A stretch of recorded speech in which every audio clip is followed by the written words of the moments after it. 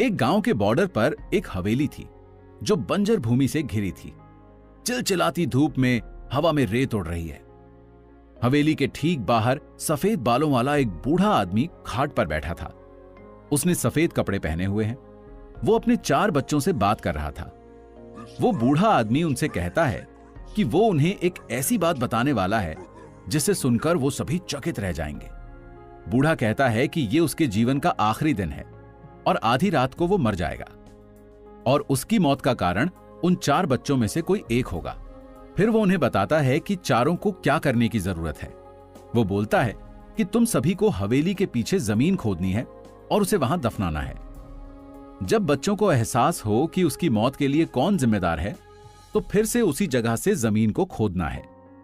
उन्हें वहां एक खजाना मिलेगा और वो खजाना उसी बच्चे का होगा जो उसकी मौत का जिम्मेदार होगा। या फिर रात होने से पहले इस बात का पता लगा लिया जाए कि उसकी मौत का जिम्मेदार कौन है, तो मैं खुद ही उसे वो खजाना दे दूंगा। इतनी बात कहकर वो बूढ़ा आदमी वहां से उठकर चला गया। चारों बच्चे अपने कमरों में जाते हैं और सोचते हैं कि उनके पिता की मौत का जिम्मेदार कौन होगा। हर किसी के मन में लालच आता है।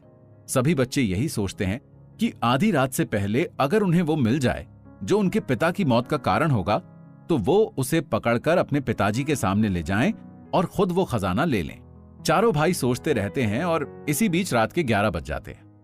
जब 11 बजते हैं तो उनमें से एक भाई उस जगह पर जाता है जहां उस बूढ़े आदमी को दफनाना था। वो देखता है कि कोई पहले से ही वहां खुदाई कर रहा है। उसने सोचा कि ऐसा हो सकता है कि किसी एक भाई को पता हो कि खजाना वहीं छुपा होगा जहां पिताजी को दफनाना है। लेकिन वो ये नहीं देख पाया कि वहां खुदाई कौन कर रहा है। वो दौड़ता हुआ वहां आता है, लेकिन जब तक वो वहां पहुंचता है, गड्ढा खोदने वाला जा चुका होता है और सिर्फ गड्ढा दिखता है। वहां उसको गड्ढे खोदने की मशीन दिखती है और जैसे ही वो मशीन उठाता है, बाकी तीनों भाई पीछे से आ जाते हैं और पूछते हैं कि तुम यहां क्या कर रहे हो। तीनों को यही लगता है कि यही वो भाई है जिसकी वजह से उनके पिताजी की मौत होगी। वो अपने तीनों भाइयों को यह समझाने की कोशिश करता है कि वो कोई और था जो गड्ढा खोद रहा था, लेकिन उसकी बात कोई नहीं सुनता। वो तीनों भाई फैसला लेते हैं कि वे इसे पिताजी के पास ले जाएंगे और उनको बताएंगे कि उनकी मौत का कारण यही है। जैसे ही वो लोग अपने पिताजी की तरफ जाते हैं, तब तक घड़ी में 12 बज जाते हैं। उनके पिताजी तुरंत बेहोश हो जाते हैं और जमीन पर गिरकर मर जाते हैं। वो लोग अपने भाई को कोसते हैं और अपने पिता की मौत के लिए उसे जिम्मेदार मानते हैं। सबकी बातें सुनने के बाद वो भाई सबसे बोलता है कि अगर उन्हें जवाब चाहिए तो अगली रात तक का इंतजार करना होगा।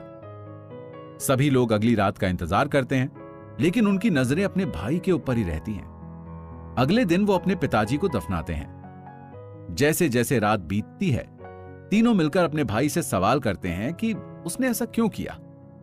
वो भाई अपने तीनों भाइयों को लेकर वहां जाता है जहां पिताजी को दफनाया गया होता है। तीनों भाई अपने हाथों में लालटेन लेकर जाते हैं।